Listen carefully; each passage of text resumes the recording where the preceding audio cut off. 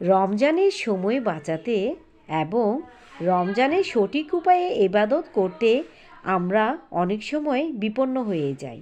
অর্থাৎ দেখা যাচ্ছে যে রমজানের যেসব আয়োজন থাকে এসব আয়োজনে সময় দিতে গিয়ে আমাদের অনেকটা সময় ব্যয় হয়, যার কারণে আমরা যদি আগে থেকে কিছুটা রমজানের জন্য প্রস্তুতি নিয়ে থাকি তাহলে আশা করছি তেমন কোনো সমস্যা হবে না, আমরা ঠিকমতো রমজানের ইবাদতে আমরা সময় দিতে পারবো।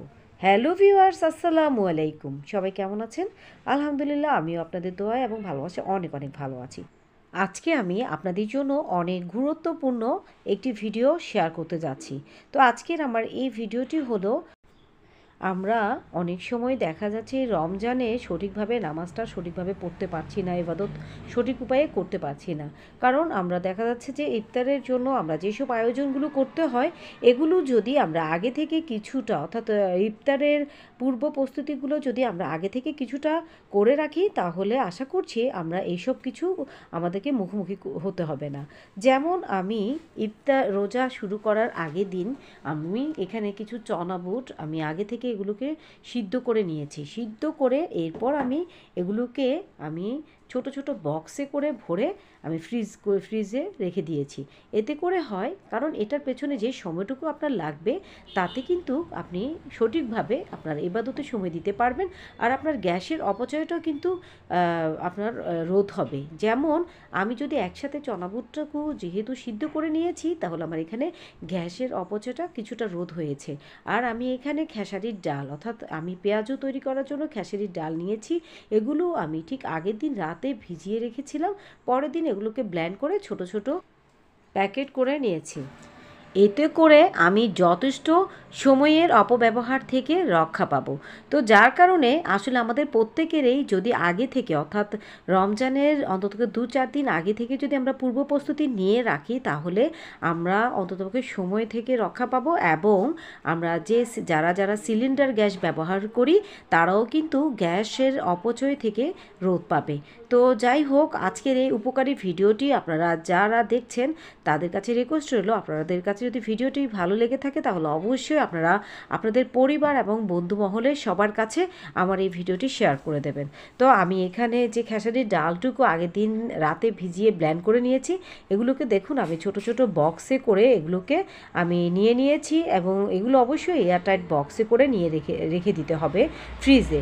আর এরকম করে আপনি ফ্রিজে রেখে দিতে পারবেন মাসের পর মাস। যেহেতু পুরো রমজান মাসের জন্য আমি একটা প্রস্তুতি নিয়ে নিচ্ছি, তাই আমি এভাবে ছোট ছোট বক্সে করে এবং কিছুটা ছোট ছোট প্যাকেট করে রেখেছি।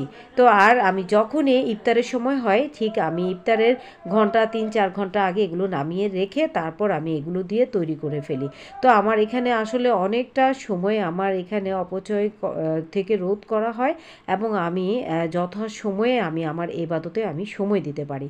তো আজকের এই উপকারী ভিডিওটি আমি শুধু যারা সময়টাকে নষ্ট করছেন তাদের উদ্দেশ্যে আমি আজকের এই ভিডিওটি শেয়ার করছি। তো আশা করছি আপনাদের কাছে এই ভিডিওটি অবশ্যই উপকৃত একটি ভিডিও হবে। তো দেখুন আমি এখানে এগুলোকে কিভাবে প্যাকেট করে নিয়েছি। আর আপনি অবশ্যই এই ধরনের ইফতারের অন্ততকে 4-5 ঘন্টা আগে নামিয়ে তারপর এগুলো দিয়ে আপনি তৈরি করে নিতে পারেন। দেখুন এখানে আমি প্রায় 2 কেজির মতো চনা বুট আগের দিন রাতে ভিজিয়ে তারপর সিদ্ধ করে নিয়েছি। এখন এগুলোকে পুরোপুরি আমি ঠান্ডা করে নিতে হবে। আমি একটি চনা বুট আপনাদেরকে দেখিয়ে দিচ্ছি এটা কতটা সিদ্ধ হয়েছে।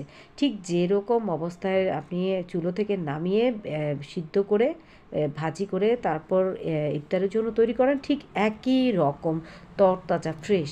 তো আমি একটি এয়ারটাইট বক্স নিয়েছি, এবং এয়ারটাইট বক্সের মধ্যে আমি অন্ততপক্ষে প্রতিদিনের জন্য যতটুকু প্রয়োজন চনাবুট আমি ঠিক ততটুকু পর্যন্ত চনাবুটুকু আমি নিয়ে নিয়েছি।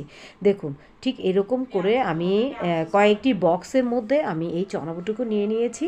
এরপর আমি এইরকম অবস্থায় আমি এগুলোকে ফ্রিজে রেখে দেবো।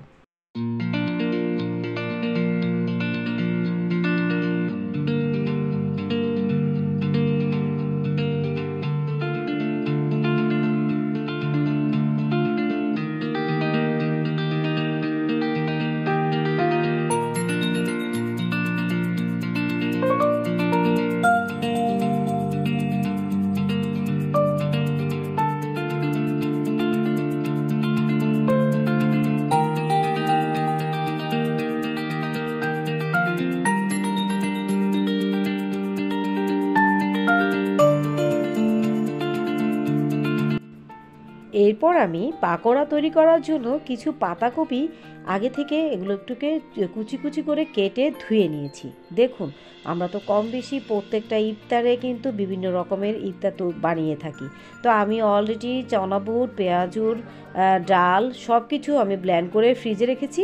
অন্যদিকে আমি পাকোড়ার জন্য কিছু পাতাকপি আমি এগুলোকে কুচি কুচি করে কেটে এগুলোকে ধুয়ে তারপর পরিষ্কার করে নিয়েছি।